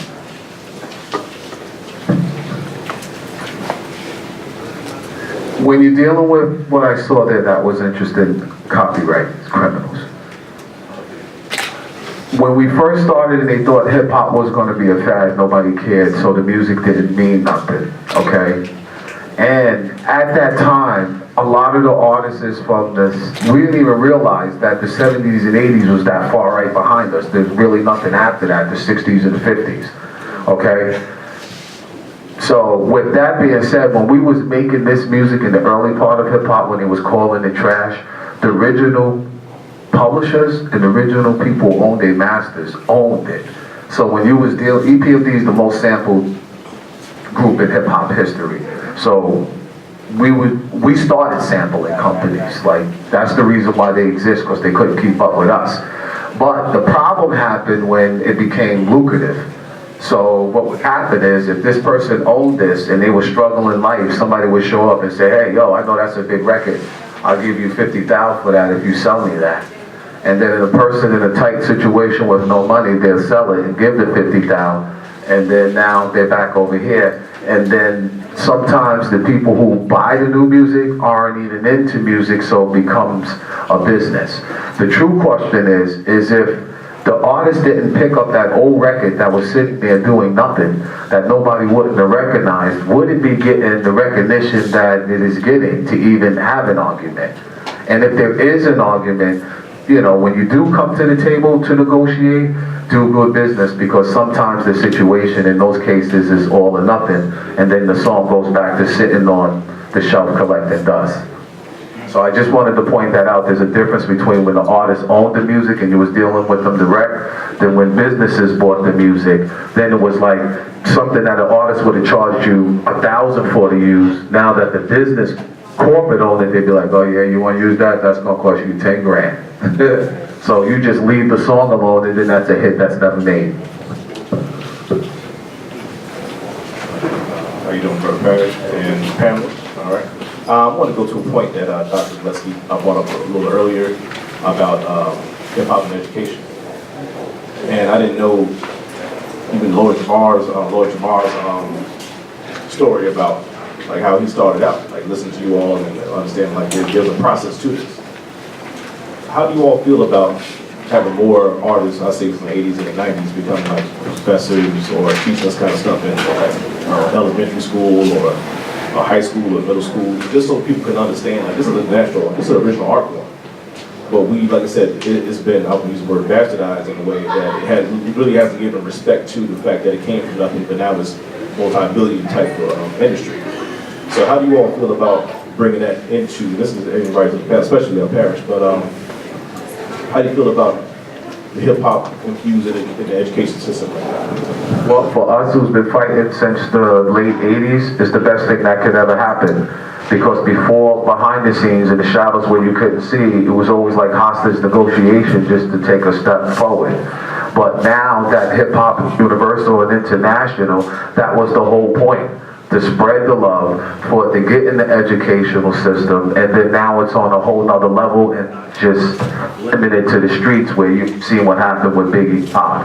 The chance that the whole purpose of why hip hop existed would have got lost on some is jungle rap music that don't make sense, starts a lot of violence where people get hurt when that's far from the truth. So the answer to the question, to have professors, to be having Tupac classes and for it to be on this level, then you kind of feel like you did your job, and at the same point you're active, still moving around, having fun. So for the people of my era, they owe it to themselves to see how far hip hop came. Yeah, if I could just, before we move on to something else, you know, it's a lot like what you were saying about the industry itself. You know, here you have an original art form, one of America's few original art forms, you know, and everybody wants something from it, you know. It like what you all did for Roger Troutman, that, you know, that reinvigorated, you know, their career for that time. And the G-Funk era that comes after that and everything. And Tupac with Roger Troutman and California Love. That's right. But well, just to speak to that point that Dr. Watson is making, you know, it's the same thing is happening. I hate to report, but in some cases, you know, you have universities who are kind of like, I won't say exploiting hip hop, but they are using hip hop to draw students. They use with classes. There's hip hop archives, which is dope. I mean, like Cornell has a hip hop archive at the library, like where we are now. Harvard has a big hip hop archive. And so I think, like anything in the industry, you got some people who are doing right by their students. Because if you are talking about hip hop and offering hip hop classes and hip hop minors and hip hop archives, but then a black student trying to cross campus at night has to show their ID every 5 minutes and all that stuff and is locked out, you know. I mean, that's happening. Or they're not graduating. You know what I'm saying? They come, this is an unfortunate fact, part of this sort of hip hop in the academy moment. But some of those kids are not graduating. The rates of graduation are not high enough.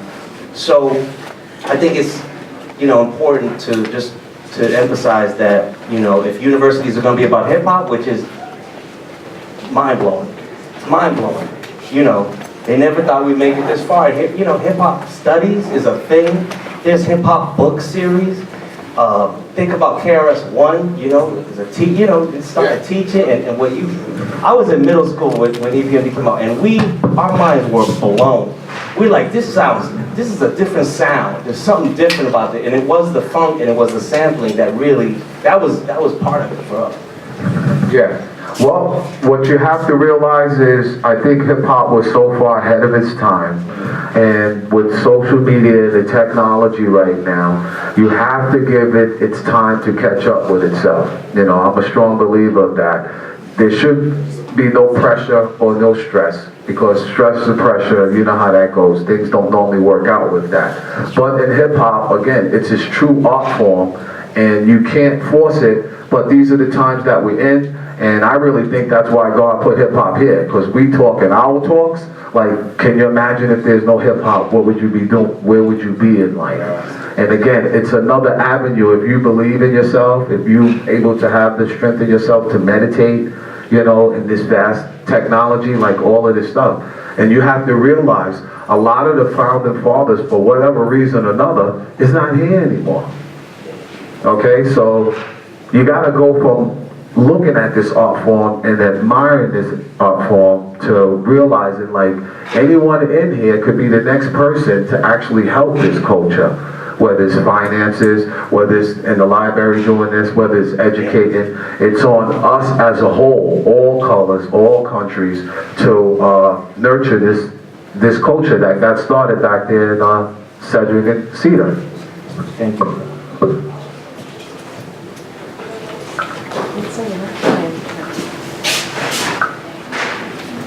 So my question is, I know I heard you earlier talking about the mumble rappers and them having a lack of guidance and the guidance you all receive. So have you and your peers thought about doing a mashup? Because there was a story that you told with your rap, and a lot of the other rappers knew their life and the things they went through, and now it's a whole lot of different stuff. And like I asked my son if he ever heard of EPMD. He's like, no, and he asked me last week if I knew who Wu-Tang Clan was. So I think that would be a great way to introduce the younger people who only hear the people, and stuff like that to, I don't want to offend anybody and say real rap, but real lyrics, to introduce them to that by adding the things that you guys rapped about on the stuff that they hear now. Have any one of you or any of your peers thought about doing that?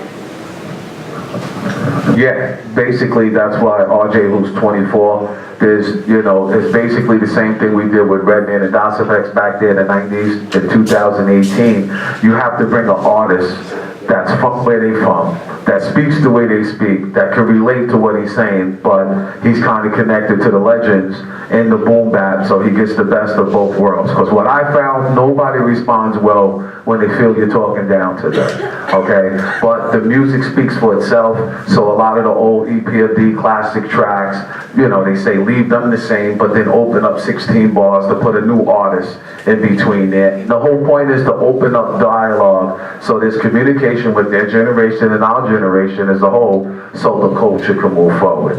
And again, it doesn't matter, it's like there's so many hip-hop historians out there that want to preserve this culture, because I think the big problem is that people don't understand how free it is. So they stand on the outside in amazement as opposed to like really getting focused, and then 5 years from now you can't even believe where you could possibly be. Because I did it and walked away from it and then came back and did it again. Like, we didn't even have to go to Manhattan to do a whole album and then take younger artists that are 24 to actually experience the educational side, the business side, and the cultural side. So he couldn't just hop on a plane in JFK and land in London like that. He needed a passport, he needed the right immigration. Okay, now when you land, here's the educational. We don't understand what you're saying. So here, everybody, this is fun being home. Go to another place where they don't speak and you start getting hungry and you don't have euros on you, okay? And then you work to get all of these euros in Europe, and then you're in London and they're like, yo, we don't use those, we use pounds. So that's where the education starts to come in. When you get hungry, that's another part of hip hop, that's the part that I like. When you got to stand there at TSA, you coming through, then the passport, the technology. You just look at the thing now and it takes a picture of you when you're coming through the passport. You don't even have, the only time you stop at the agency is just to hand them that. So hip hop is not just about the music and the business side, it's the educational side, to be able to go to all of these countries, all of these states, communicate with people from India, Africa, Alaska, anything that you can imagine, you actually see out there in every different time zone. What's more fun than that? And you get paid.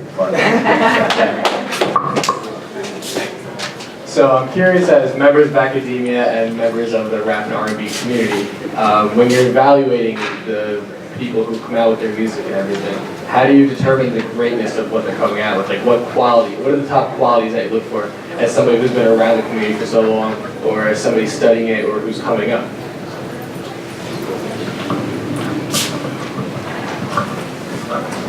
Well, as far as the song goes, when you're looking at any song, I think in any genre, you want to look at it from the intro all the way to the outro. Start to finish. It's just a mixed, well thought out, project, or is it something that you just did you know, yesterday in someone's basement, like, and don't get me wrong, those basement tracks are good, but, you know, like, in order for it to know, in order for you to figure out whether or not this is a hit song or this is an artist that's gonna last, you know what I mean, he gotta have material that hands down, from start to finish, you can it's already the same energy. And not just with you, it's always good to, you know, at least have a room like this of people, or maybe 10 people, or maybe 5 people that you don't know, you know what I mean, and you know, show the song off. And if everyone's feeling it, you know what I mean, everywhere you go, then that's a hit song. But you know, it goes from hook to verse to hook to verse. And it's either 16 bars or 12 bars. You know what I mean? Some people start with the verse and then break into the hook.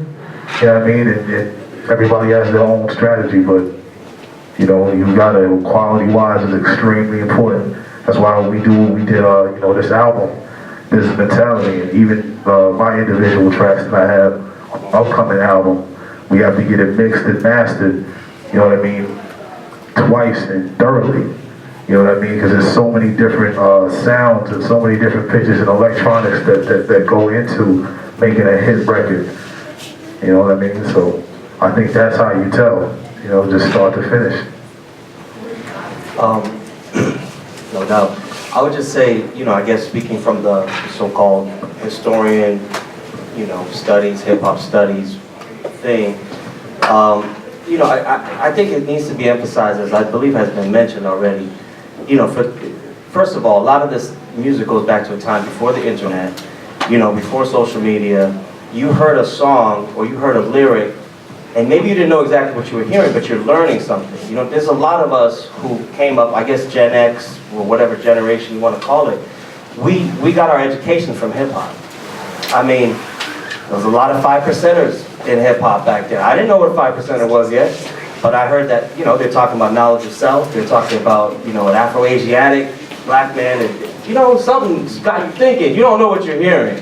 You know, but Wu-Tang and I started back to Eric B. Ruckett and this gentleman and EPMD. That was the new sound, and Criminal Minds. Okay, Criminal Minds. But that was the new sound that came in that brought a complexity. So what are scholars looking for? They're looking for moments of change where the community is being educated. Chuck D called hip-hop the CNN of the streets. You know, and so for a lot of us, that's where we're getting our information from. That's where we're getting our learning from. You know, Noble Drew Ali, I hear that name, I'm like, I don't know who that is. You know, and now, and I teach Africana studies, and we talk about the African Blood Brotherhood that he started. That's like an early form of Nation of Islam. There's a lot of knowledge, a lot of deep knowledge in there. Notorious B.I.G. is, you know, is talking about basically the flood of drugs in the street, you know, B.I.G., P-O-P-P-A, no info for the D-E-A. Like, what makes him say that? Right? That's a powerful response, is it not, bro? I mean, that's a powerful response, an intellectually thought out response from the streets, the gutter, where supposedly nothing good is happening, and we're not learning anything, and we don't have anything. We're responding, and now we find out what, and retroactively, that there was a war on drugs that was illegal, that was underhanded, that was being flooded on the streets, that kids like Notorious B.I.G. I'm trying to sell some you know, stuff out here to feed my daughter, he said. You know what I'm saying? So that's real. You want to know what's happening like in the streets and what's happening, I would say, in a more deeper sense, that's what hip-hop scholars are looking for. Those moments where we're teaching in a larger way, and this band did it and other people have done it before. Yeah, I mean, I think it's really interesting because hip-hop studies as a field has actually been around for a really long time. And there's lots of different ways that scholars approach this genre and popular music more generally. And it's awesome to sit here because, like, I think we're both read in different sectors of this. Like, to speak, yeah, to speak more explicitly, like musically, for instance. One thing, like I said about genre, that studying hip hop and popular music more generally teaches you is how deeply flawed some of our knowledge of the music history can be, in a way that it seems so bounded and it seems so beholden to different value schema that are frozen in time. in studying hip hop and studying rock and popular music, all of these musics, you learn really, really quickly that there's no like universal utopic endpoint that all of these, all of these different traditions are trying to strive to. I mean, they're all situated within their time, and it's incredibly important to understand techniques within their time. So when you ask like me what I'm listening for, I'm listening for like Prince, the sign of the times. I'm not necessarily. There are some people out there who are writing about trying to do things like really deep metrical deconstructions of rappers' flow in order to try to find that kernel of what makes great flow, right? And they're super interesting to read. I mean, some of these, I sign them all the time just because I think they're interesting. But there's also something deeply lacking in that approach, I find. And what's lacking is the connection to the cultural history and the connection to the sounds of that time. It's something incredibly different to listen to Wheels of Steel, like Grandmaster Flash now, with all of the knowledge, with all of the scans on our listening credit card that we've accrued since that day, than it was to listen to back then. And so, in order to make a value comparison or a value judgment, it should question us, it should trouble us. And so often in art and music history, we're dealing with these genres that seem so fixed and so bounded. And you can say, like 18th century classical music has this value schema, right? But it's been museumized, And one thing I think we take as a pretty solemn responsibility in teaching and writing about it is to not let hip hop be locked in a museum and turned into just a bunch of different systems of valuation, right? So that's something I always try to stress in my conversations about the genre. And it is actually a little frustration that I find in a lot of particularly music theory that deals with hip hop. It really wants to fix it to these Western classical, European systems of evaluation that can be illustrative, but not necessarily capture all of it. So yeah, sorry. Yeah. And that could get you in trouble. No. Yeah. That's it right here. So I feel like this has been a recurring theme in all of these discussions, and Parish Smith, you probably get this question a lot. But so coming from my perspective, I wonder, what if you're a kid from this generation and you're not into mumble rap, but you're also not connected to the legends, you're not a legend, but you got something inside that you want to say, and for some reason rap speaks to you, right? How can you make it out there in the industry while still sort of bringing lyricism back, or making something that's true to the craft and that speaks to the art form, but you're this kid from this new generation, right? So you come from a different background. Yeah. Well, my biggest advice I could give you is the same advice that I take for myself. You gotta be truthful to yourself. You have to, most of the hip hop is not in front of you, it's inside of you, of what you already experienced. Okay, so in that case, when I looked at it, Eric B. and Rakim was already here, Public Enemy was already here, MC Light was here, Slick Rick, Dougie Fresh. In that era, the biggest thing in my era is everybody knew to sound different, or you would be considered a biter, which is the worst tag that you could have is breakdancing or MCing, okay? But now in this generation, again, the rules have changed dramatically. But there's so much room for truth in a time where the world is in so much pain.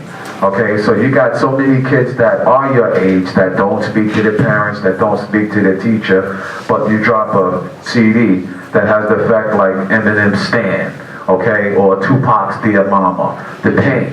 And the scary part that you can never get caught with is just letting the thought run by. Like if me and E let You Got to Chill run by, or EPMD, then I wouldn't be sitting here with the mic.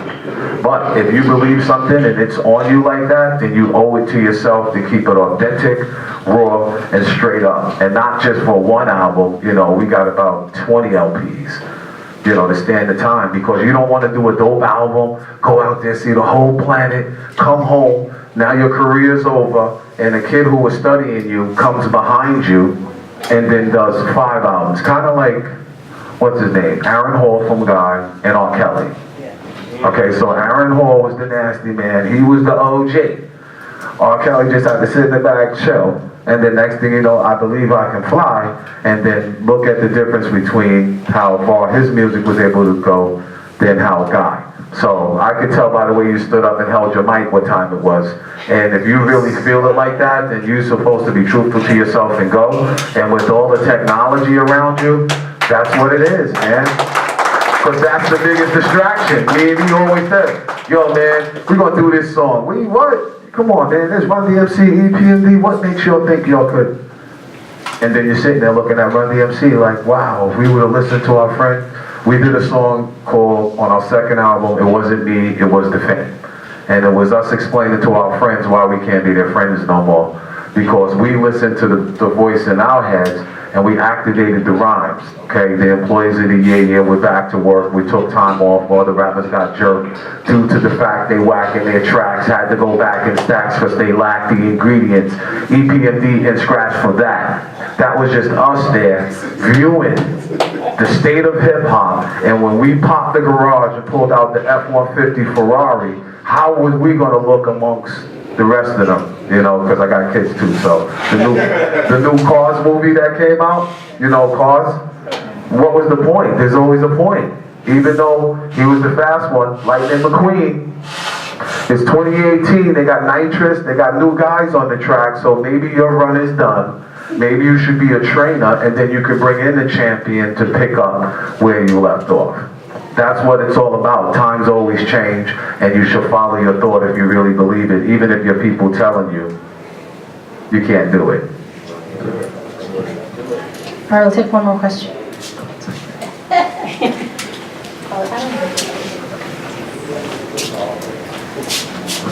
Back to sampling. Do you all sue the new generation for using your music? Well, no, with us, we always work it out. So we have new guys that call us, like the guy who just used Rampage, and he did it over with LL. So most of the people get in contact with us, and then the ones who don't, we just work something out with them, because anytime somebody using your music, like we said, it's like a compliment. Like if an artist or MC said your name, or if you use their sample in your music, then that means you're doing good enough where a big time artist is not scared to sample yours and then use your music. Okay? The problem is, again, if you don't sample in a digital world where you got Pro Tools, they're not using tape anymore. Okay, we used to use 2-inch tape, 1-inch tape. There's a warmth and a soulfulness in the tape that digital can never produce. So you can hear a song that sounds incredible, but that's all you're doing is hearing an incredible sound, but there's no substance. When you begin to bring sampling in, and then live drummers, you're able to take old music from the 70s and 80s and make it relevant, not only for you, but for the artists who may be sitting home off the road 10 years. A perfect example is Run DMC and Aerosmith on Walk This Way. Jam Master Jay was cutting the breakbeat in the basement, like he said up there. And then when the song was actually done, and it was a smash hit, they had to call up Aerosmith to do the video. And then after they did that video, Aerosmith was back in stadiums and still selling out now. So an old record that nobody's even thinking about can be pulled out the crates, looped up, used by somebody of this time to set off another artist from another generation to go back and sell out stadiums. Not arenas, not venues, stadiums. So again, I just think it's up for music as a whole, like the kid said, for everybody to work, you know, and people want to make money. It's just all according, like my pops say, how you go about making money. Are you going to have compassion for the music and the culture? Or are you going to be like, yo, F you, pay me? You know, and an independent artist who doesn't have that big budget and have a smash record, he might not have the funds to pay you. So who wins? Nobody. You know, before we go, I just don't want to be neglectful to thank Parish for coming out here, being here. Thank you. You know, if you want to know more, they did if you watch a show called Unsung, I don't know if anybody ever seen, there's an episode about EPMD on that. I knew when I watched that episode, I forget if it's you or Eric, but somebody had a Stony Brook hat on. Yeah, that's me. That's funny you should say that. You don't know my history with this college. That's what I wanted I'm to not ask even you gonna about. go there. I don't even wanna open stuff doors. But put it this way. I was on this campus enough, I had Stony Brook fisherman hats. For real, the blue and the red one. I have people who come to the school, got masters, family, relationships and stuff like that. I used to be sleeping on this campus. I know what time it is. And then on a more serious note, the Stony Brook Hospital saved a couple of my members. My God. So, again, with all the positive stuff going on in hip hop, like what they did at Cornell and with the archives, now it's starting to come back around where it's actually Long Island, and I'm from Long Island, so hip hop gets to go to that next step. But yeah, that's me rocking the Stony Brook. All right, thank you. I'm familiar. Had to ask. Can I just ask a question about that? Did you ever get any bad feedback when you said I'm from Long Island? or were you proud to represent Long Island when you first started, or was there any comeback like, oh, you're from Long Island, you don't? No, I was always. Yes. Yo, wow, somebody's really cool. Yeah. Oh, and I had the sweatshirt too. Look how bad this is. Yes, exactly. No, because we was happy where we were from. Long Island got a bad rap before we showed up. Okay, Brooklyn, Queens, Bronx, we used to get bullied. So those guys will come, we go to Manhattan to the show and they be like, yo man, y'all got trees out there, y'all walk your dog, y'all got birds flying around, y'all can't be serious. So they never took us serious, which made us work 10 times harder. And when we got the opportunity, it'd be MCs out there, you better stay clear. EPMD is the world premiere from New York straight tour, America's Best, Koala, Long Island is where I rest. And then my partner, we like 6'3" and stuff like that. So when you listen to the song and then you see us in person, it's like, okay, keep it moving. So no, there was no problem. And not to mention, Public Enemy was from Long Island, Rakim, De La Soul. So if you really think about it, some of the big pillars in hip hop comes right from here in Long Island.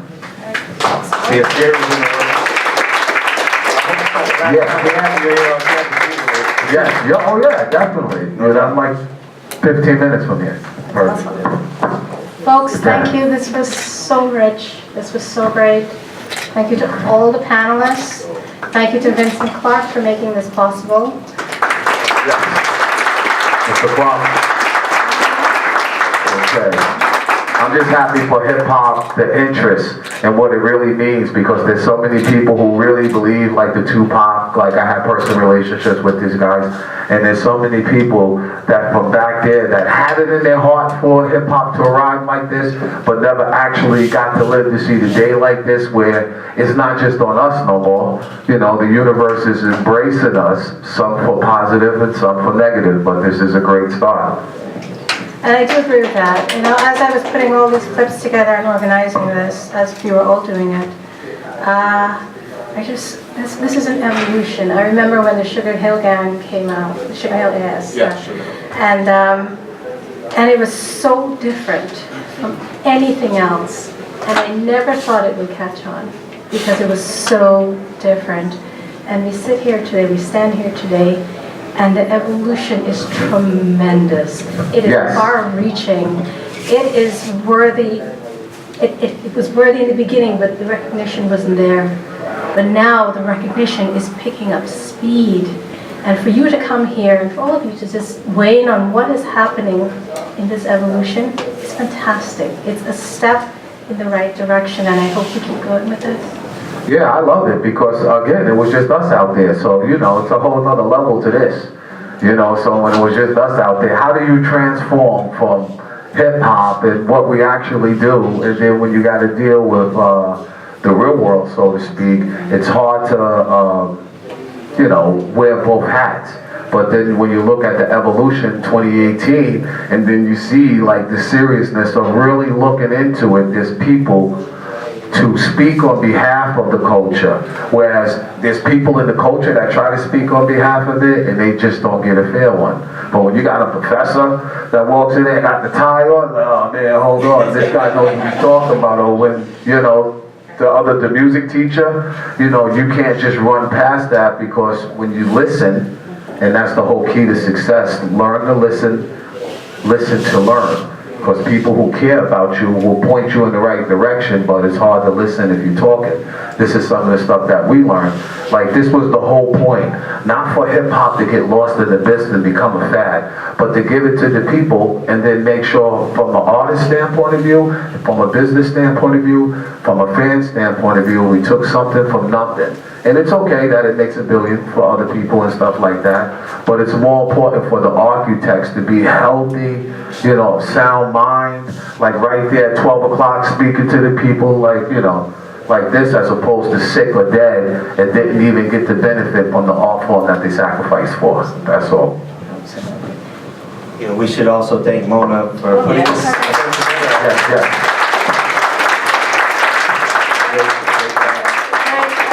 Thank you all, and have a safe trip home.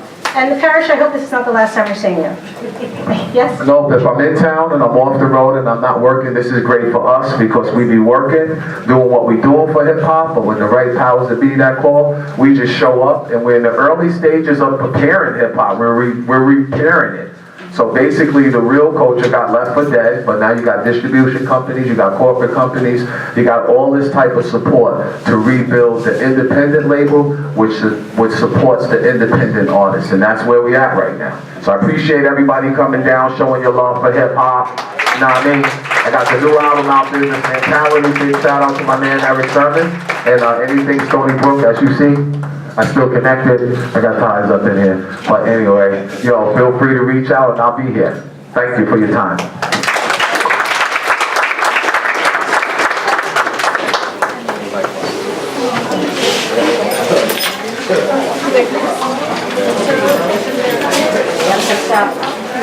Yeah.